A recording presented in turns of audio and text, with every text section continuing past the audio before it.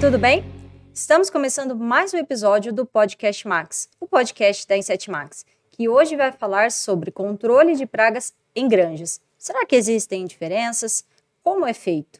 Para responder essas e outras perguntas, eu estou recebendo aqui o gerente-geral da Inset Max, Marcos. Tudo bem, Marcos? Olá, tudo bom, Letícia? Tudo certo, Marcos. E com você, tudo bem? Tudo bem também. E hoje a gente tem a companhia de um grande especialista, né, da nossa equipe aí, o Kleber.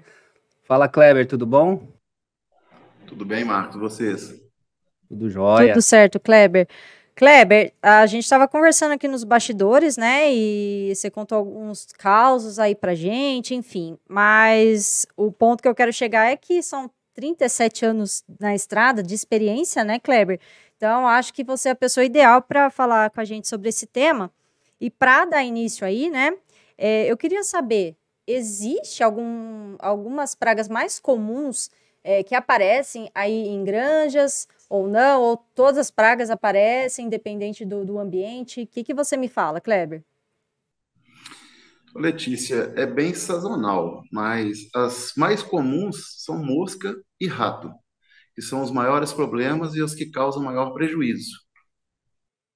Por quê, Kleber? Porque assim, a gente sabe que tem a relação aí dos 4 As, né? Ambiente, abrigo, acesso, água.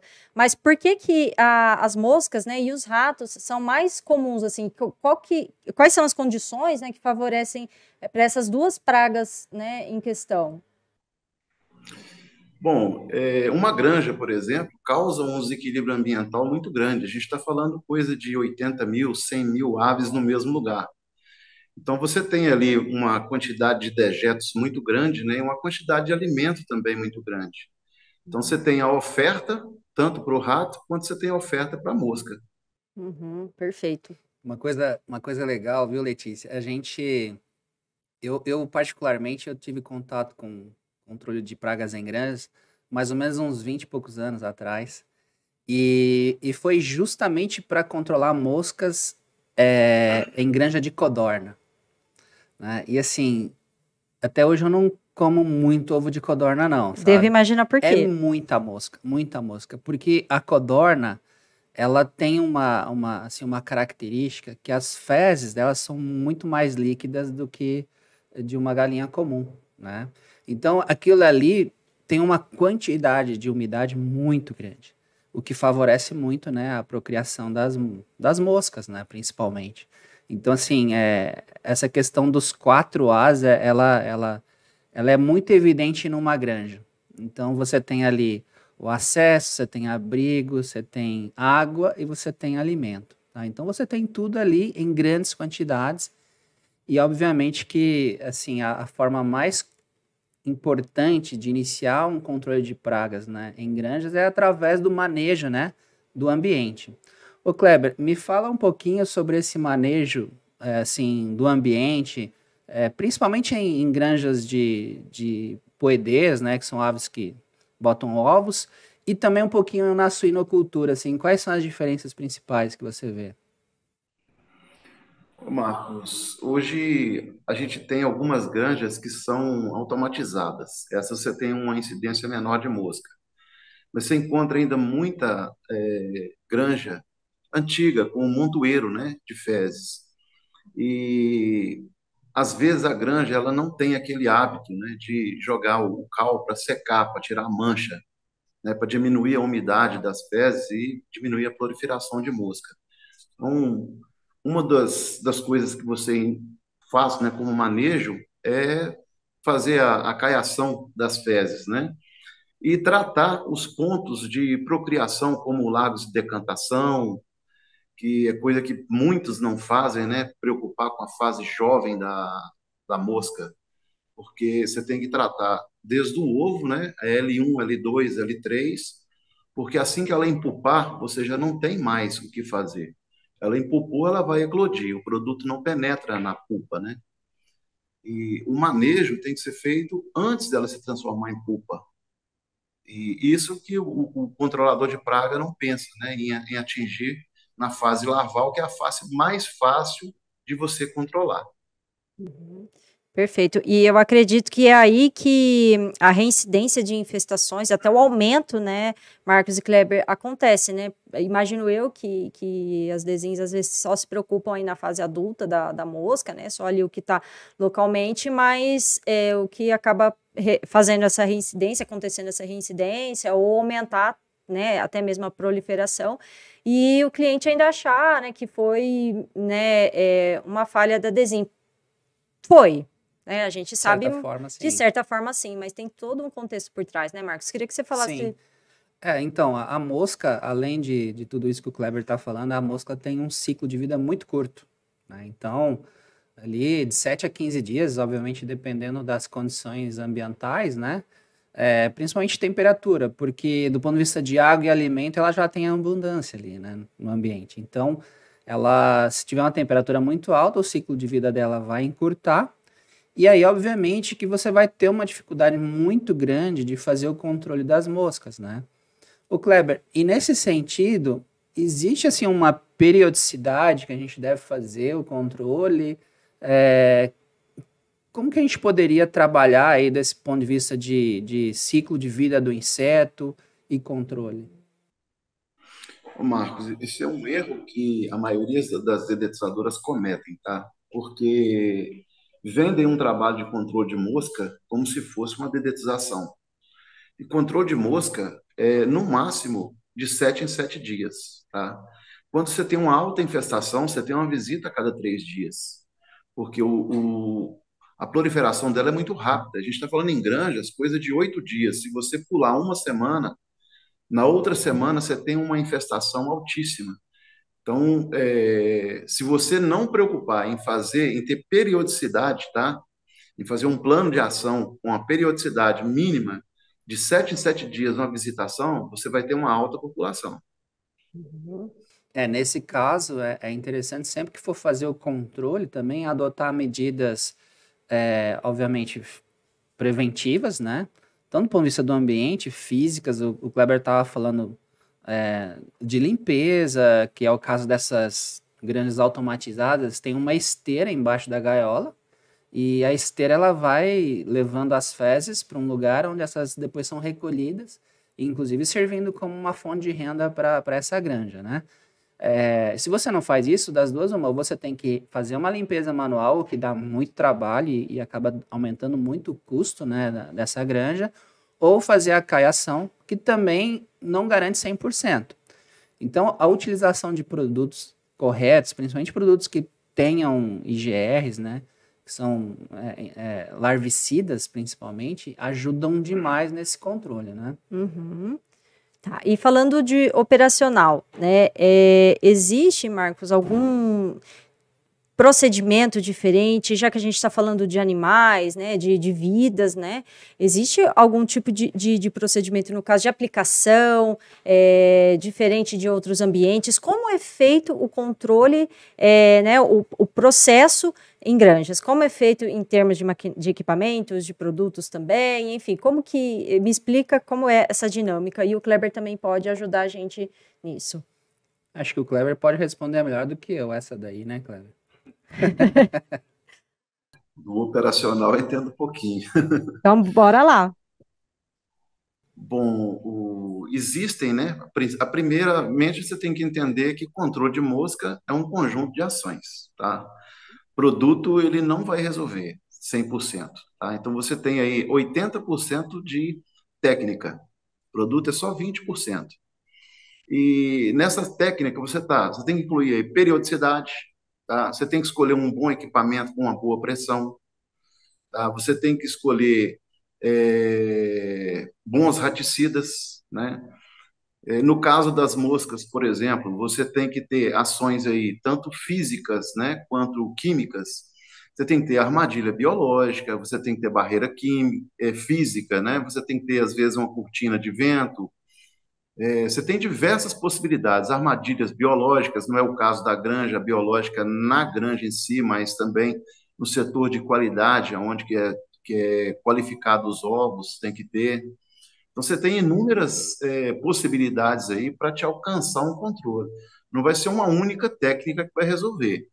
É lógico que você tem que controlar as fases adultas, mas se preocupar mais com as fases jovens, né? Uma mosca, ela pode, tem estudos que falam que pode chegar até 5 quilômetros do ponto de origem dela. Então, você tem que trabalhar no entorno da granja, você tem que trabalhar com anéis sanitários, você vem de fora para dentro, né? Um erro comum, por exemplo, no controle de roedores em granjas, é a empresa instalar as iscas logo na lateral da granja, não fazer anéis sanitários em volta da granja, tá? Para evitar a chegada dele, porque a partir do momento que ele chegou num coxo da galinha, ela pode causar contaminação. Então, esse trabalho tem que ser de fora para dentro.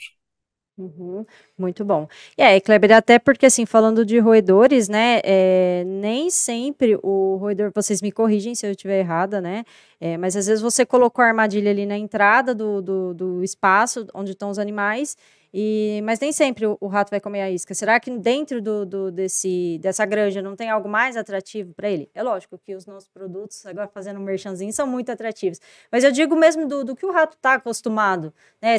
Será que ele vai comer logo de cara? Enfim, existem vários fatores, né? Eu queria que vocês falassem para mim sobre isso, Marcos. Pode acontecer? Pode acontecer. Assim, uma das coisas que dificultam bastante o controle nas granjas é justamente a grande oferta de alimento, né? Então, você tem alimento disponível em vários lugares, desde a fábrica de ração, o silo e o próprio coxo, né? Onde o animal está vivendo. Então, é muito difícil você fazer o controle, até porque algumas espécies de roedores, como por exemplo a ratazana, elas têm neofobia, né? Ou seja, elas não costumam comer imediatamente algo que elas não conhecem, tá? Então elas vão comendo ali os alimentos que elas já estão acostumadas, né? Então isso acaba dificultando às vezes o controle de roedores, né? Então é importantíssimo você ter o trabalho de iscas com alta qualidade.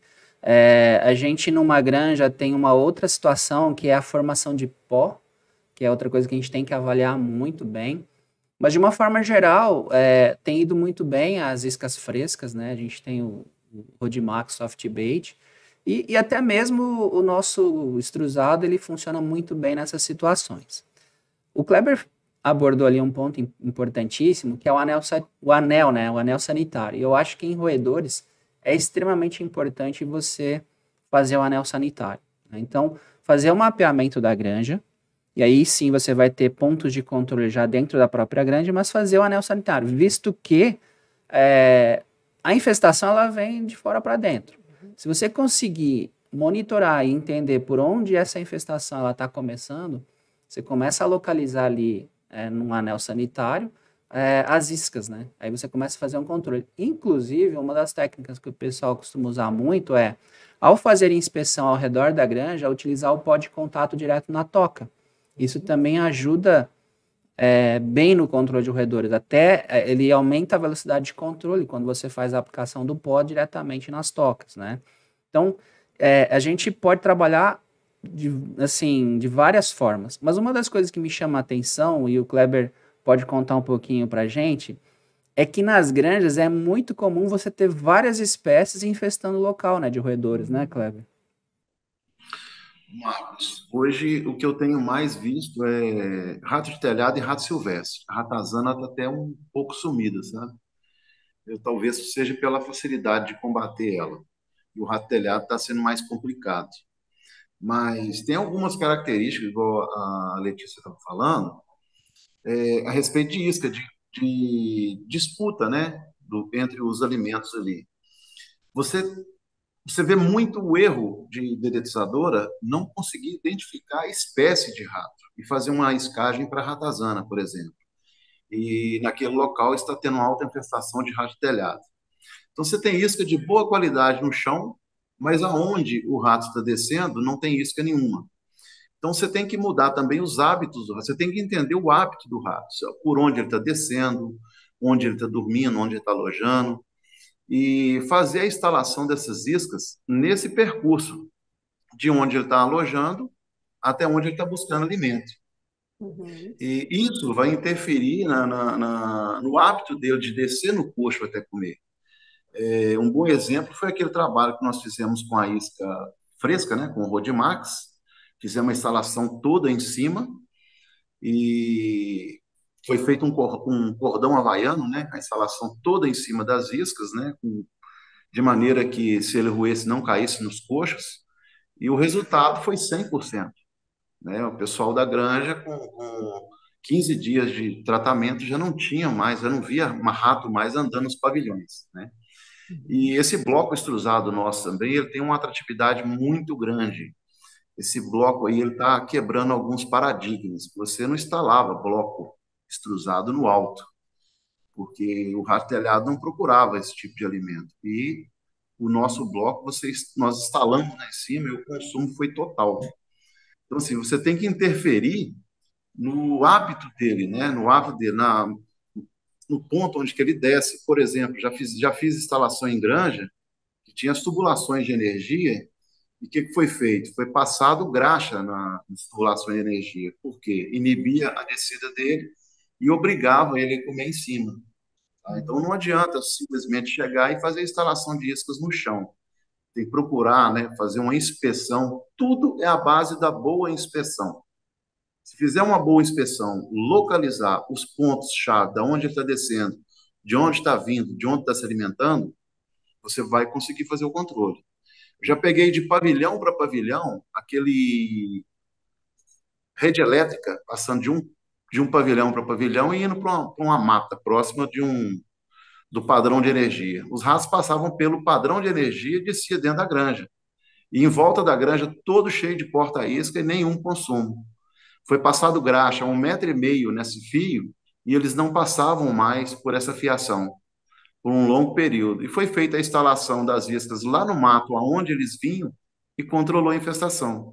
Então é questão de inspeção para descobrir a origem e tratar na origem, e não esperar o rato se alimentar no chão. Bacana, Kleber. É assim, logicamente, pode até parecer uma pergunta óbvia, mas a gente sempre rebate aqui que o óbvio tem que ser dito e até perguntado.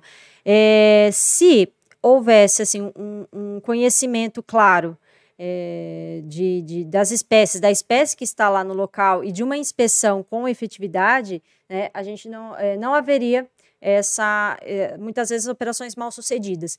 Aí, Kleber, onde eu quero chegar é o seguinte: como identificar, que aí vem a pergunta óbvia, como identificar a infestação da respectiva espécie? Por exemplo, falando de rato, o silvestre e o de telhado. Logicamente, a gente sabe que o rato de telhado, ele fica localizado aí em rufos e tudo mais, mas ele se movimenta, enfim. Eu quero saber, assim, características físicas que determinam qual espécie de rato está atacando aí o local, né, hipoteticamente falando. Bom, o rato de telhado tem algumas características diferentes da ratazana, por exemplo, né?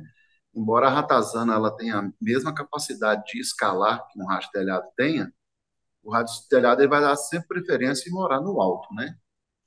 E características físicas, né? É um rato um pouco menor, mais alongado, o rabo dele é maior do que o corpo, a ratazana, os olhos dela são menores, o rato telhado, os olhos são maiores, o focinho mais afilado, né? A ratazana, o focinho mais troncudo. Mas o principal, quando a gente não vê o rato, é identificar pelas fezes, né? As fezes de um rato telhado, ela parece uma bananinha.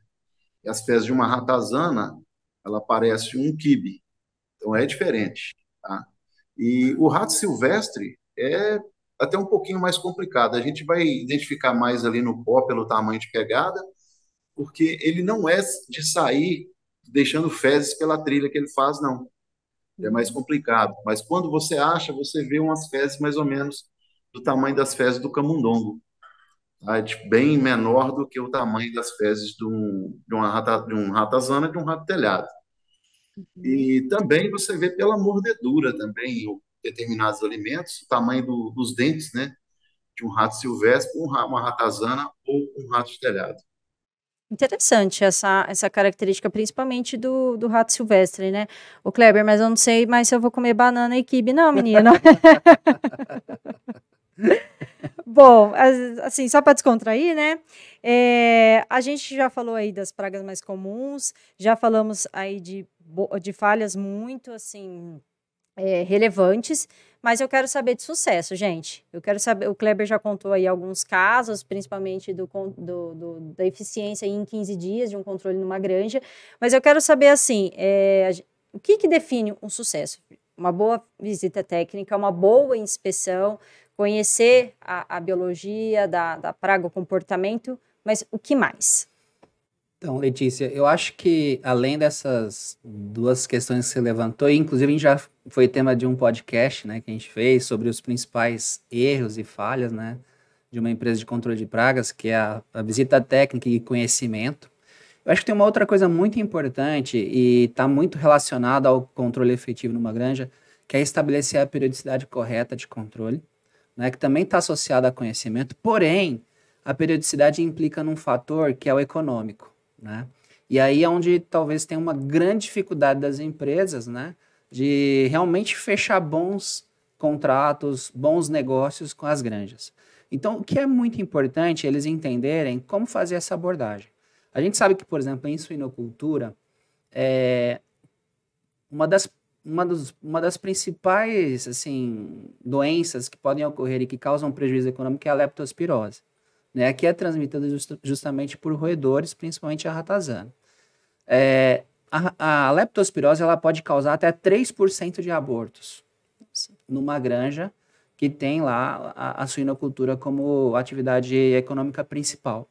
Você imagina você perder 3% do teu plantel, né, de novos leitõezinhos em função de leptospirose. Então, é preciso quantificar isso.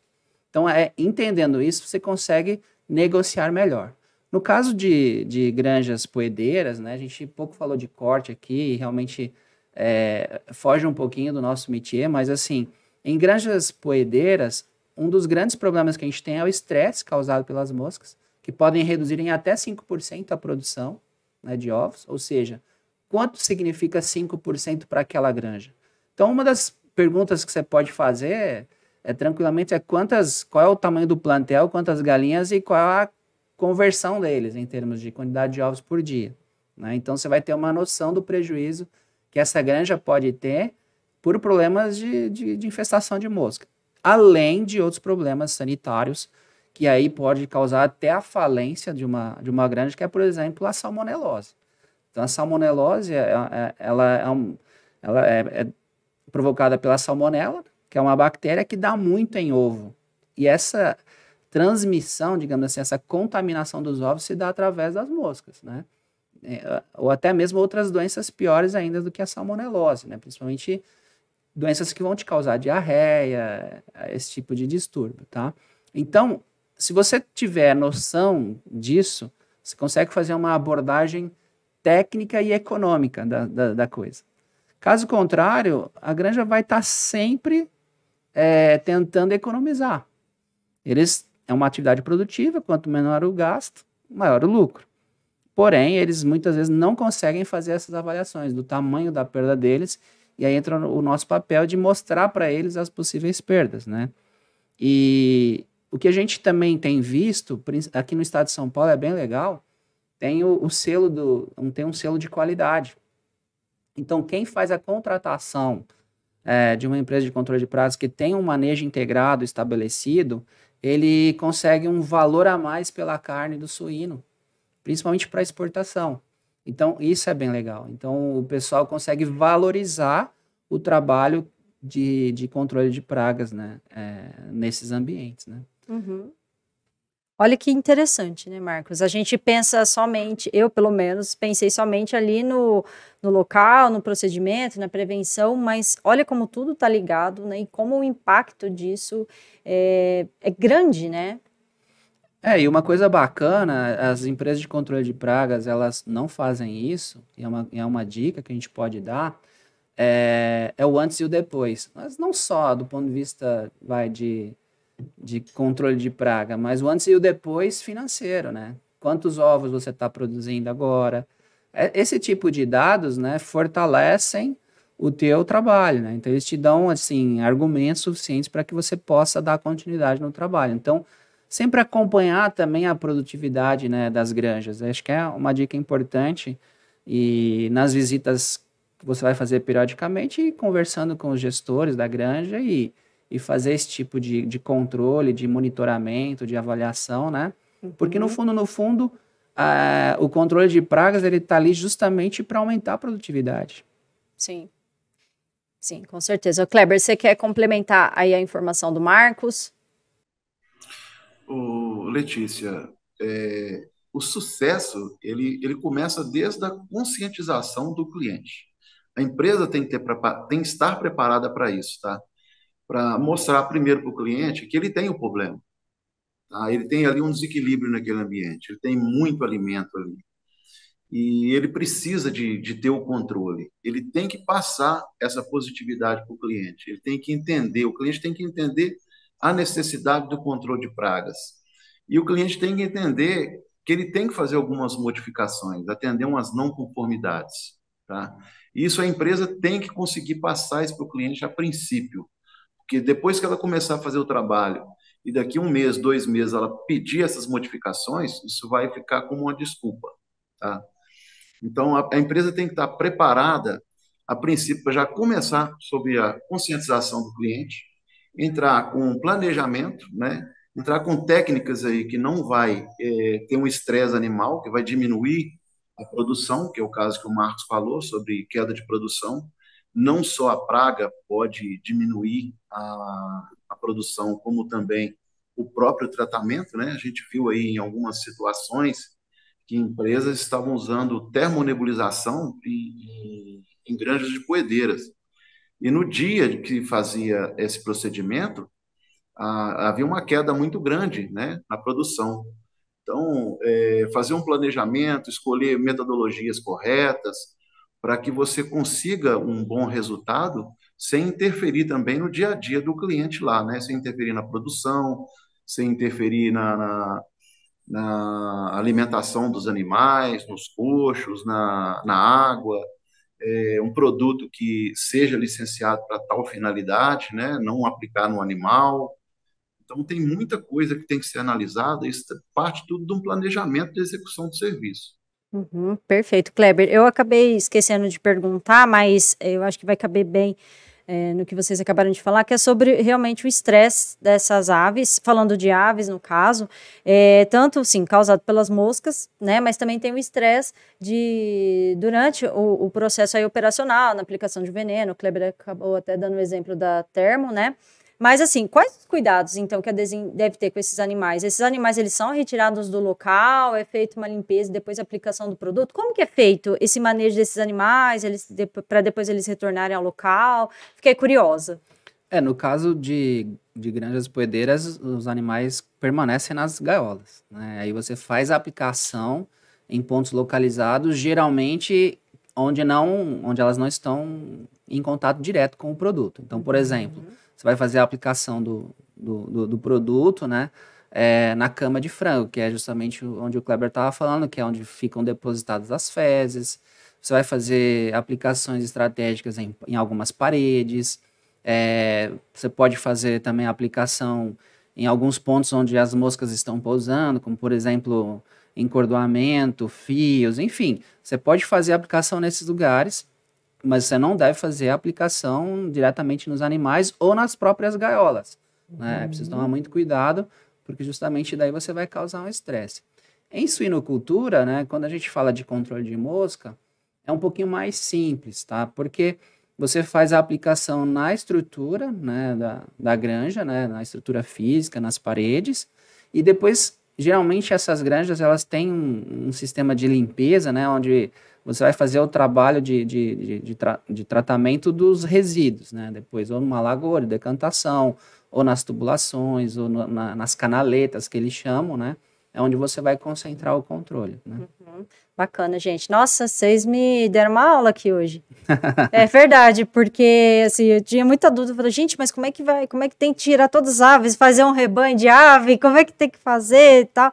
E eu acho que foi muito bacana esse episódio para mim, e tenho certeza que para as Desins que estão assistindo também. Bom, Kleber, a gente agradece aí sua presença, viu? Passou rápido, foi gostoso o bate-papo, e as portas estão sempre abertas, viu, menino? Ok, eu que agradeço pela oportunidade, precisando à tua disposição. Obrigado. Obrigado, Kleber. Obrigada, Marcos. Até a Obrigado, próxima. Letícia. Tchau, gente. Tchau, tchau.